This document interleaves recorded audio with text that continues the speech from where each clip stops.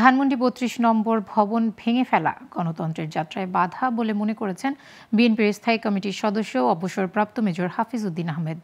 তার ধারণা, এ ঘটনায় প্রতিবেশী দেশের কোনো ষড়যন্ত্র থাকতে পারে।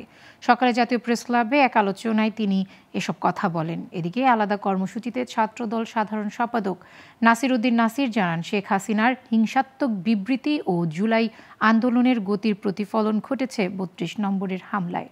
বিস্তারিত আলাদ বাবলুর প্রতিবেদনে।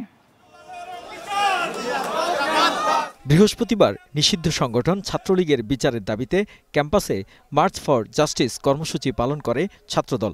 এরই অংশ হিসেবে ঢাকা কলেজে মিছিল করে সংগঠনের নেতাকর্মীরা। পরে ছাত্রলীগের বিচারের দাবিতে কলেজ অধ্যক্ষের কাছে স্মারকলিপি দেয় তারা। এ সময় ছাত্রদল সাধারণ সম্পাদক বলেন, ৭৫-এ পট পরিবর্তনের পর শহীদ রাষ্ট্রপতি জিয়াউর রহমানের শাসনামল থেকে খালেদা জিয়ার সময় পর্যন্ত ৩২ নম্বরের বাড়ি অক্ষত ছিল।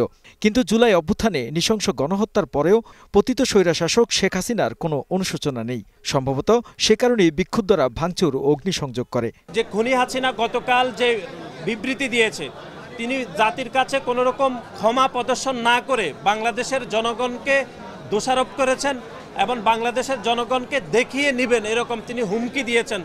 তার বক্তব্য থেকে হয়তো ছাত্র জনতাই বিক্ষুব্ধ এই ঘটনা ঘটিয়েছে বলে আমাদের মনে হয়েছে। এদিকে বর্তমান জাতীয় প্রেক্ষাপট নিয়ে জাতীয় প্রেস ক্লাবে এক আলোচনা সভায় প্রধান অতিথি হিসেবে যোগ দেন মেজর হাফিজ উদ্দিন আহমেদ। জাতীয় নির্বাহী কমিটির সম্মানিত এ সময় মেজর হাফিজ বলেন, আগামী দিনে গণতন্ত্রের যাত্রার পথে বাধা হয়ে দাঁড়াতে পারে ধানমন্ডি ৩২ নম্বর ভবন ভাঙার মতো ঘটনা।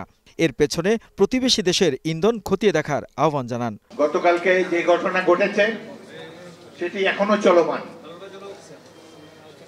সেটি এখনো শেষ হয়নি। এটি কারা করেছে এই তথ্য আমাদের কাছে নাই। অপূর্ণ তথ্য নিয়ে মন্তব্য করা সঠিক নয়, সেই জন্য আজকে কোনো মন্তব্য করতে চাই না এই মুহূর্তে। তবে আমরা আশা করি যে এগুলা গণতন্ত্রকে ধ্বংস করার জন্য হয়তো আগামী দিনে গণতন্ত্রের পথে বাধা হয়ে দাঁড়াতে পারে।